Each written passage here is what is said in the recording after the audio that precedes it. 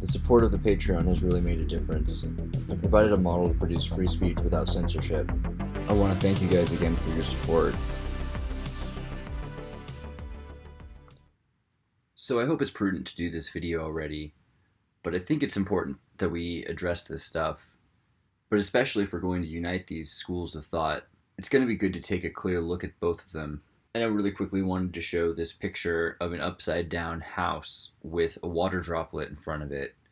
And the water droplet's in focus, but you can see through the water droplet. And in the reflection is a perfect, albeit upside down, little world. And this ability to curve and capture light is an interesting capacity of water. And that's both something very cool and something that you can understand and can be explained through math and empirical science. And scientists like math, so we're going to be talking a little bit about science and about some equations from Heisenberg and Schrödinger. You might say, well, you don't see the value of mathematics or the application of abstract metrics on empirical observations, and may believe they conflict with your approach to experiencing your reality, and so you'd rather disregard it. But then you'll never be able to get them to see things your way, and there's less of a barrier of philosophy as there is of language and semantics of experience. And refusing to hear each other's points of view means neither gets heard. And so their hubris might seem rigid in spectrum and pompous and even absurd, but it's important to remember that their intentions are good and that they sit at the same table between a window as if it were a mirror. And that also their didacticism and yours are the ironic consequence, perhaps, of following a misunderstanding to the letter of the law. And it's important to take that into consideration, because so often in fighting the things that we hate, we become them. So it's always good to throw away the conceptions that we have about each other's faults so that we can look for the truth that each other are latching onto. And I have a movie recommendation. It's called A Serious Man, a Coen film. And it's a contemporary parable to the story of Job, only it's about a mathematician and professor who believes in the chaos theory. And it sort of stars math as God in this sort of rigorous deus ex machina as he clings on to his devotion and loyalty to the chaos theory. And the professor's a very serious man and doesn't have any time for nonsense. But for the most part, he has everything he needs. He has the math. The math is all he needs, and it's there like the law, in stone slate. And as a scientist, it's a rule book, and it sort of provides a script, a gameplay, which he can use to extrapolate pragmatic solutions that he can solve problems in his life with. But of all the theories that he holds to be serious, the one that occupies his mind the most is the theory of chaos, which states with no lack of resolution and utter clarity, which mathematically proves we can definitively conclude that we can never know what's going on, that everything about the universe is very nebulous, and then we can only perceive about 1% of reality, but there has to be 99 times as much of it, and there must be way, way more of it, or else the lack of density, according to our physics, due to our temporary conceptions of astrophysics, would incapacitate these celestial satellites from maintaining their spherical shape. And that would just be crazy, right? That would just be nebulous. And it just seems impossible from what we understand about dark matter. Dark matter. Dark matter. Yeah, okay, sure. Yeah, this is a picture of dark matter. Definitely a photo of dark matter. But this alleged dark matter, which you only hear about the dark matter, by the way, the majority shareholder of this equation is dark energy, allegedly making up nearly 70% of the contents of our universe. So it's really all about dark energy. But looking at our chunk of reality, and from our understanding of wave physics, it is a hypothesis about dark matter that there may be other spectrums of interaction between dark matter and dark energy, and we are experiencing a very specific frequency that makes our particular reality possible. And it might lead one to speculate that if this is one radio station, there is another, or perhaps an entire series, or perhaps an entire set of stations. And though the rest of reality is described as either junk or dark or just empty space, an inside-out vacuum, let me remind you of Heisenberg's uncertainty principle, which using actual metrics from measurements of photons, not just in academic papers and pipe dreams, that you can see an instant or you can see a trend, but you can't see both. And either way, when you're looking at it, the universe is striking a pose. But it's never holding still, ever. It's always moving.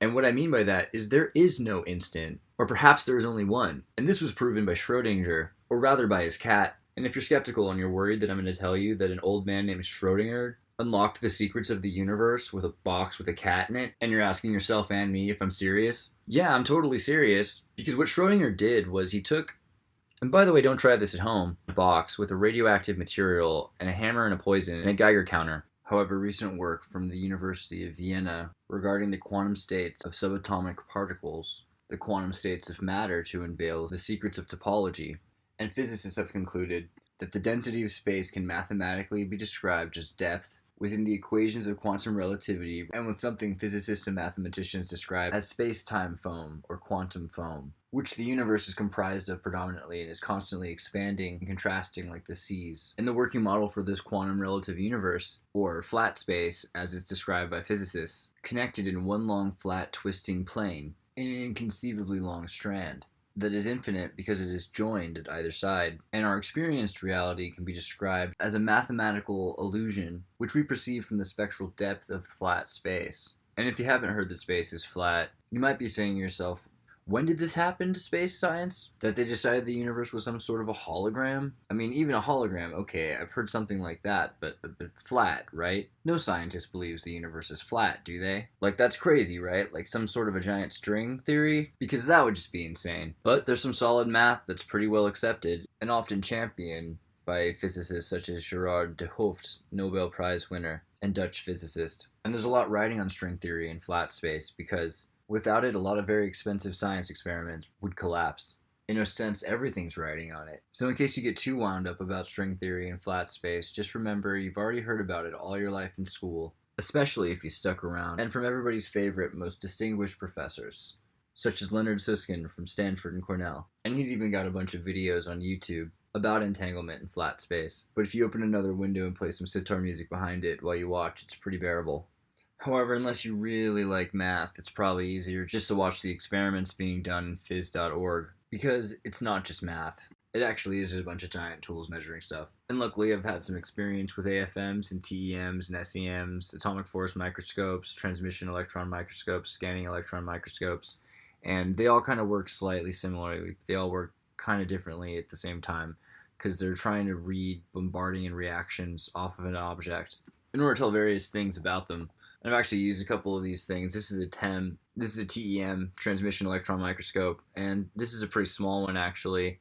They get pretty big. The one at Stanford is about 20 feet tall. There's a whole building built around it, and it's on top of a giant stone altar to keep it from moving.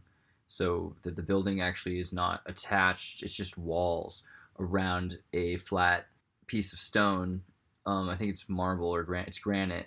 And then on top of the granite stone is the microscope, and then around it is the walls, and then the walls have rooms, and then there's a roof over that, and this is in order to keep the machine from moving. But it tells amazing things. You get a lot of information from it, and you can see, you know, the intricacies of stoichiometric properties of particles. It's a great way to measure what is in something and how much of something is in it, and the bonds between them. It's not just a bunch of math. It's real life. And I think it's a totally reasonable field of study, and so is chemistry. And chemistry might be actually the most reasonable scientific study, and one of the oldest, because it can be conducted through the observations and deductions of experimentation and the scientific method.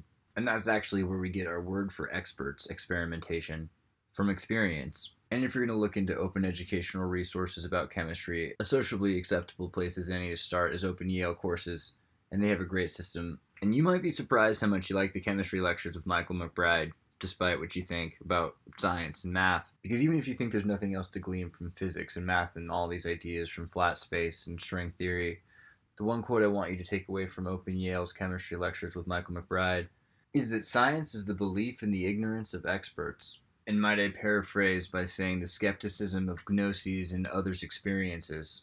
Because there is some sort of sense of stability to be found in studying the law. Great is the law. Solid is the law. Never mind that perfection is abstract, because their forms are metaphor for the more analog particles and waves that make up our universe. And that's why Heisenberg described uncertainty as a principle and not a paradox, because physics is all very meta. Because even if things are all jumbled, clearly the math exists and often works, and does work as a rule. And regardless of the lack of straight lines, curves, or angles, the forms are always there. So you have to believe in them. So then math and physics and hypotheses all become this faith in meta and science, and sort of a unifying dichotomy, really, that has to exist because you need to test all things and you need to prove them. But you also need to have a hypothesis, and that's a conviction and a faith and a belief in something. That might not be the whole truth and nothing but the truth, but it's what you know and it's the best you got.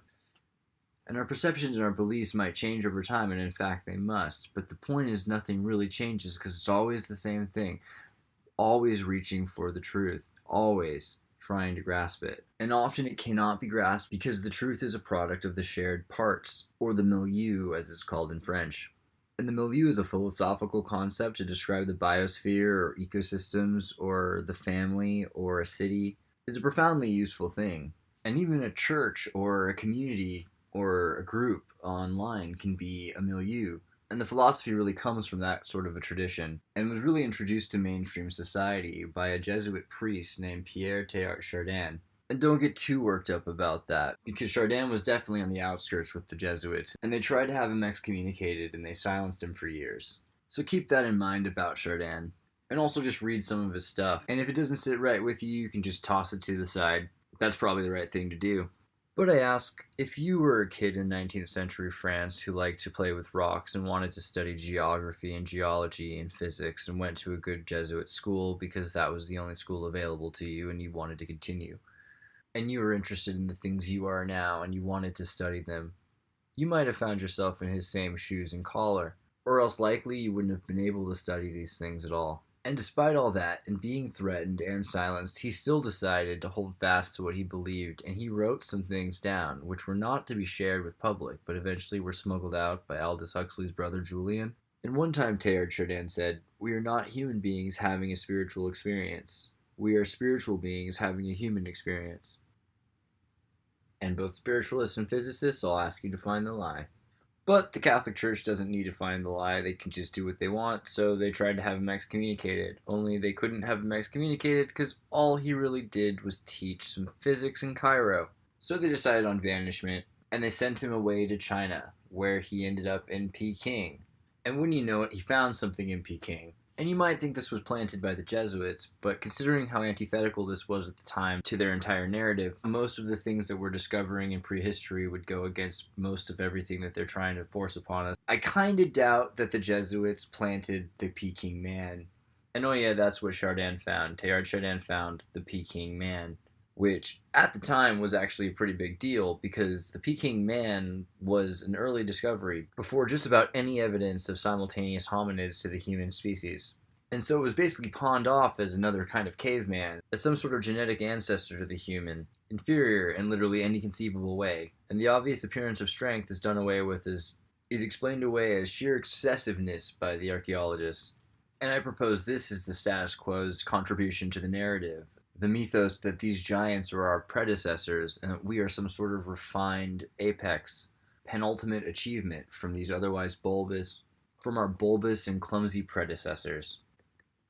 But these monsters are regulated to the archives of history and clearly do not affect us anymore. Certainly do not walk amongst us. I mean, it would be completely absurd to suggest that there were bipedal, fur-covered hominids were living quietly somewhere or all over, hiding and being hid across the planet in state parks and nature preserves. It would just seem not quite absurd or unbelievable, but paradoxical, in fact, to what we are taught. Simply, that is all.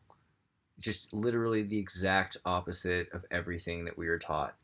No more, no less. However, I digress. After discovery of the Peking man, Teilhard Chardin, who had already offended and upset the status quo and had been exiled to the mud flood digs of Tartarian China, was then immediately silenced again and then confined for the rest of his life in a church in New York, where he predominantly wrote poetry and played basketball and performed exorcisms until he died. And, by the way, if you get the feeling that I'm alluding to the idea that the exorcist priest from the movie The Exorcist is Teilhard Chardin, I'm totally doing that, because I think that's what they're doing too. However, this is another reason why I ask you to prepare yourself to look deeper into Chardin before you decide to judge him, because I get the feeling that there's more than meets the eye about this guy, and that he might have found something he wasn't supposed to find, but he understood it better than anyone else has, at least until the last 20 years. But after this long and rather secretive legacy, eventually his works did get released to the public, and except for the really deep thinkers, it was kind of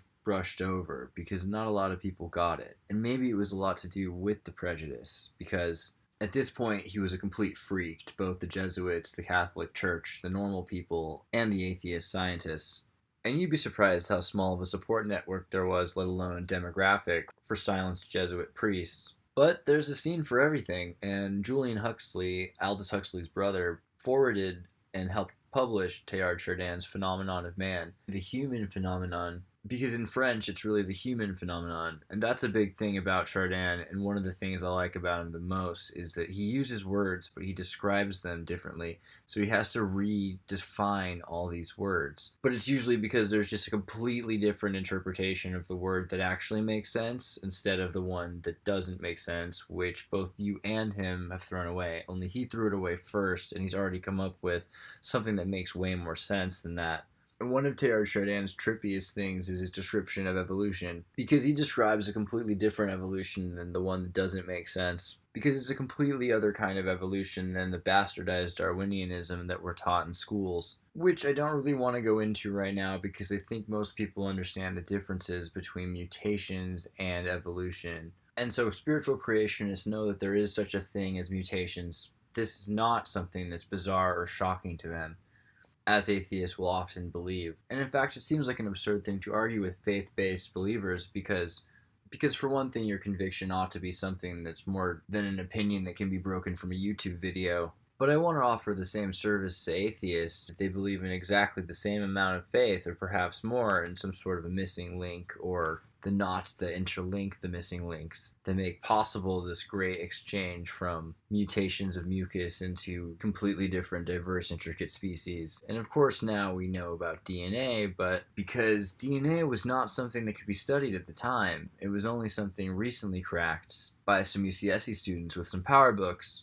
So a long time it was just assumed that there was some sort of a high order of architecture for the universe. But this was being deduced from top-down observation. So interestingly, perhaps in opposition to Darwinianism, Chardin offered a completely different philosophy about our spiritual evolution. And it's based in at least as much science as Darwinism, and in fact, probably a lot more. And it's the concept of an actual evolution from spirit into mind, and the milieu that's formed between the mind, culture, and human society based on its relationships to the other spheres, from the biosphere to the geosphere to the cosmos. And the biosphere includes all life, and the geosphere includes all matter, but the cosmos includes the metaphysics of subatomic particles and astrophysics. But through this matter, the mind, body, and soul are connected through the spirit, which unifies the other four realms of reality, which unify the other four forms. And though the noosphere, which gets its name from the word for mind in Greek, this philosophy might seem vaporous and lacking in physics, it's not. It's actually very much physical. Chardin might be considered a 20th century St. Thomas Aquinas for his works in reuniting the empirical physics, reuniting the physical experience with the interpretations of biblical texts. Because beyond Teilhard Chardin's pioneering research in psychic evolution and metaphysics, his research in geology led to the understanding of sacred mechanics, orderly mechanics, divine mechanics, godly mechanics, where atoms don't just socialize in order to become rocks, they become precious stones, and even diamonds. And there's not a lot of difference between a carbonic piece of graphite and a carbonic diamond, except for literally the ordered symmetry of the socialization of the stardust, literally the socialization of the atoms. And Chardin actually realized this first as a child. When he first decided he wanted to go to school to become a priest, it was because he was interested in geology, and he wanted to understand how exactly diamonds, and more importantly to him, jade formed. Because it seemed just so crazy, just so incredible, and perhaps unbelievable that atoms would socialize in this nebulous space and form these geodes, let alone that these geospheres would organize themselves into biospheres of living acids, of living systems, because atoms socialize in order to worship, and that is to say, to reciprocate for their existence by producing a worthy gift. And while you might say that's awfully close to Madame Blavatsky's theory on spiritual evolution and consciousness, I might tend to agree, but I might also tend to see the differences and note that a lot of lies are about the truth, and which one seems more true to you. And enough to say that my vote goes for Teilhard Chardin over Madame Blavatsky, because while I think both of them are talking about something true, I'm pretty sure that only one of them really sees the shared theos as a divine milieu. So until he becomes really mainstream and they start pushing him down our throats, I'm going to say Teilhard Chardin's my favorite silenced Jesuit, at least in the top 10 of the 20th century. The support of the Patreon has really made a difference and provided a model to produce free speech without censorship. I want to thank you guys again for your support.